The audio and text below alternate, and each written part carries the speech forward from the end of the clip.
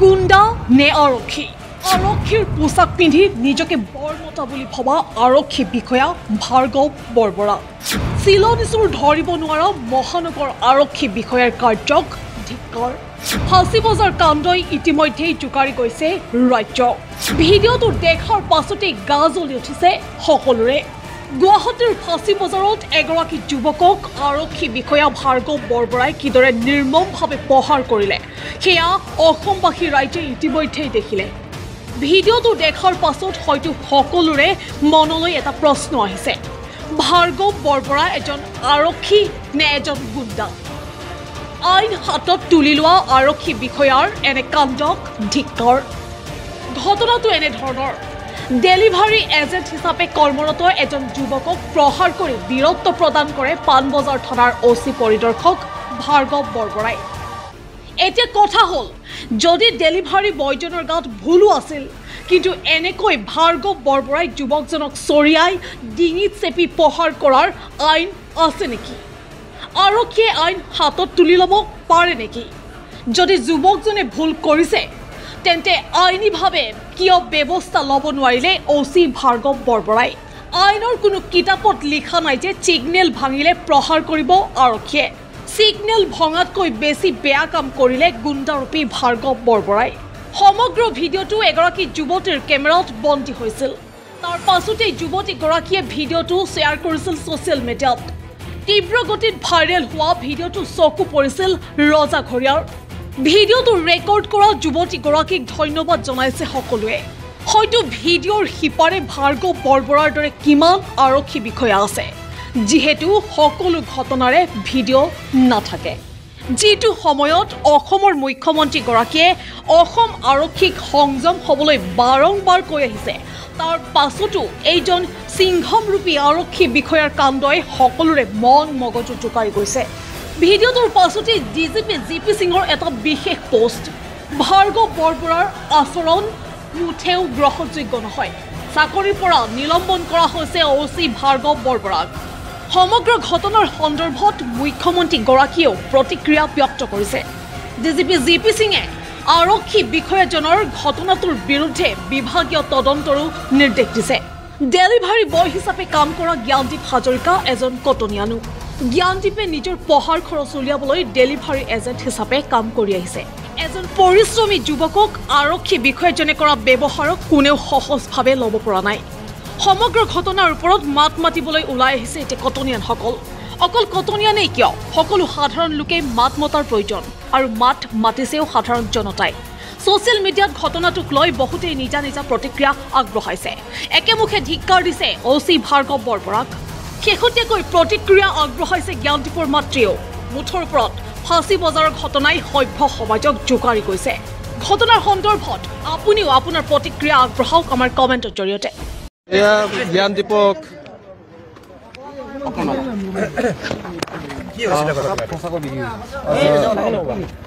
যোনটো শনি মন্দিৰৰ ওচৰত যোনটো নাকাটো মাৰি আছিলে পুলিচে তো মানে তাতে মোক ৰখাইছিলে এনেই নৰ্মেলি মানে তাতে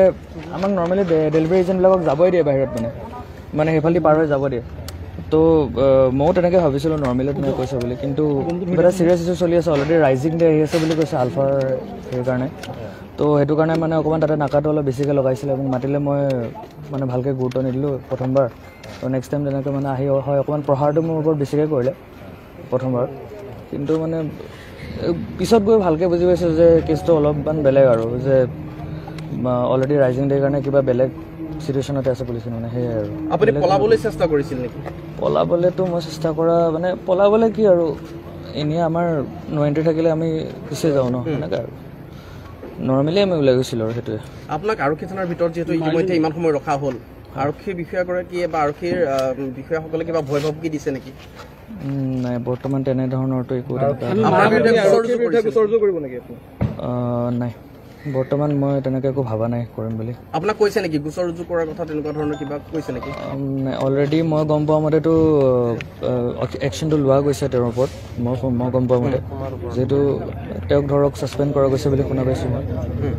বাকী মোৰ তেনেকুৱা একো তেওঁৰ ওপৰত একো নাই তেনেকুৱা ধৰণৰ একো নাই আজি কিমানমান সময়ত হৈছিলে মূল ঘটনাটো কেতিয়া হৈছিল তো আপোনাৰ ধৰক 6:30 পৰা 7টা মানৰ ভিতৰত হৈছিলে এতিয়াতো 11:30 বাজি গ'ল 5 ঘণ্টা ধৰি আপোনাক বহুৱাই ৰাখিলে থানাত কি হৈছিলে মাজৰ সময়খিনি কি ভিতৰত প্ৰহাৰ কৰা বুলি কৈছে যে বাহিৰতো প্ৰহাৰ কৰিছে ভিতৰতো আপোনাক প্ৰহাৰ কৰা বুলি কৈছে সঁচা নেকি এইটো মানে এতিয়া ধৰক কথাটো এইটো যিহেতু অলৰেডি আণ্ডাৰ প্ৰেছাৰত আছে যোৱাবাৰ যেনেকৈ 15 আগষ্টত কিবা বম হেৰি কৰা বুলি কৈছিলে আৰু এবাৰ মই নৰ্মেলি তেনেকৈ আচলতে পাৰ হৈ যাব নালাগিছিলে মোক ৰখিব গৈছিলে মই ৰখিব লাগিছিলে তালাচীটো এইটো তালাচী বাৰু লোৱা যাব কাৰণ অলৰেডি মই ছাছপেক্ট টাইপৰে ট্ৰিট হোৱা হৈছিল হয় মই মোৰ এইটো ভুল স্বীকাৰ কৰিছোঁ যে মোক ৰখাইছিলে মই নৰখিলোঁ কথাটো সেইটো আপুনি শুনি ৰখা নাছিল নে আপুনি শুনাৰ পিছতো আচলতে আপুনি গুচি গৈছিল নাই প্ৰথমবাৰ মই শুনিছিলোঁ কিন্তু মই ভাবিছিলোঁ চাগে নৰ্মেলি কিবা কৈছে কাৰণ নৰ্মেলি তেনেকৈ আমাক কয়ে মানে তাৰপিছতো হ'লেও একো নাই দে যা ডেলিভাৰী ইয়াতে নহ'লে এক পাক ঘূৰি আহিব লগা হয় আমাৰ মানে তেনেকুৱা তো আমাক বেছিকেলি আমাক যাব নাই নাই নাই সেইটো মিছা হয় আমাক মোৰ থানাৰ ভিতৰত মোক কোনেও একো প্ৰহাৰ কৰা নাই যিটো হৈছে চব বাহিৰতে হৈছে আৰু অলৰেডি আপোনালোকে ভিডিঅ'টো দেখিছে ভিডিঅ'টোত যি দেখা গৈছে আপোনাৰ ওপৰত আক্ৰমণ কৰিছিলে আপুনি আৰু এই আৰক্ষী বিষয়াজনৰ বিৰুদ্ধে গোচৰ ৰুজু কৰাৰ কথা কিবা চিন্তা কৰিছে নেকি নাই বৰ্তমান তেনেকুৱা একো মই চিন্তা কৰা নাই একো ভবা নাই আপুনি পঢ়ি আছে কটন বিশ্ববিদ্যালয়ত এতিয়া মই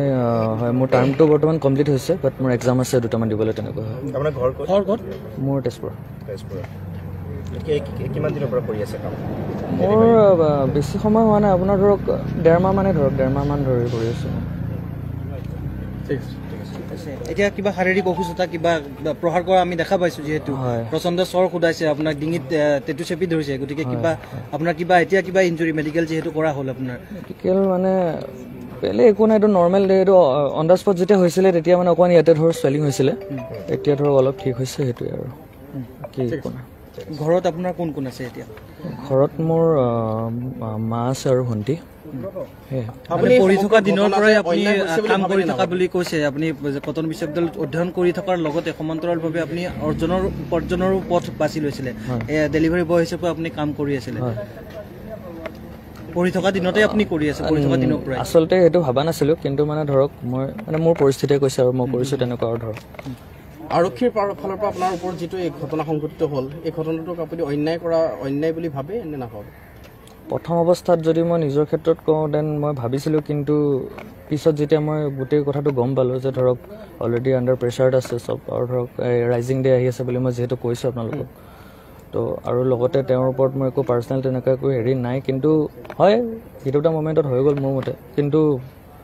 তেনেকুৱা হ'ব নালাগে আৰু নৰ্মেলি কাৰণ আমিও যিহেতু ৰাতিপুৱাৰ পৰা সন্ধিয়ালৈকে ধৰক সেইটো নিজৰ কামতে থাকোঁ তেওঁলোকেও যেতিয়া কামটো কৰে তো চবৰ কথাটো বুজি পাব লাগে আৰু মই অকল জাষ্ট নো এণ্ট্ৰিটোহে পাৰ কৰিছিলোঁ ইতিমধ্যে আৰক্ষী বিষয়াগৰাকীক নিলম্বন কৰিছে গতিকে আপুনি ভাবে নেকি যে আৰক্ষী বিষয়াগৰাকীৰ ওপৰত এই যি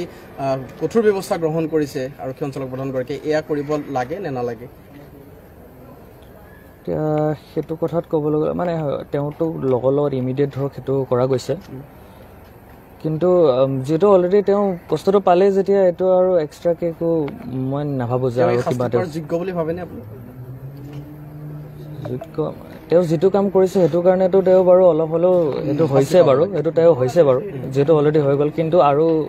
মই তেনেকুৱা ভবা নাই যে তেওঁ আৰু যে কিবা আৰু ফেচ কৰিব লাগে ধৰক বাহিৰত ফাঁচী বজাৰত যেতিয়া আপোনাক প্ৰহাৰ কৰিছিল তেতিয়া দেখা পাইছোঁ গৰমাগৰমি হৈছিল তেওঁ আৰু ধমকিও দিছিল আপোনাক থানাৰ ভিতৰত যেতিয়া আহিছে আপোনালোক দুটা লগ লাগি আছে দুটা সন্মুখাসন্মুখীও হৈছিলে ভিতৰতো কিবা তেনেকুৱা দাবী ধমকি কিবা কৰিছিল ভিতৰত দাবী ধমকি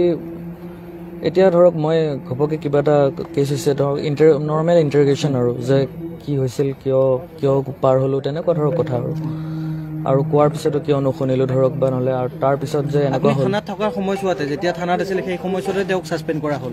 তেওঁ সেই সময়ত আকৌ তেওঁৰ কিবা প্ৰতিক্ৰিয়া আছিল নেকি আপোনাৰ প্ৰতি আপুনি থাকোঁতে আপোনাক মাতবোল কৰা তাৰ যেতিয়া মানে ধৰক সেইটো নিউজটো আহিছে ধৰক ময়ো গম পাইছোঁ তেওঁ গম পাইছে ছেম সময়তে গম পাইছোঁ তাৰপিছত তেওঁ ধৰক একো তেনেকুৱা প্ৰেছাৰাইজ বা নহ'লে মোৰ একো হেৰি কৰা নাই কিন্তু নৰ্মেল প্ৰচিডিউৰ ধৰক মই ঘপককৈ তেওঁলোকে এতিয়া কিবা গুৱাহাটী টাইমছ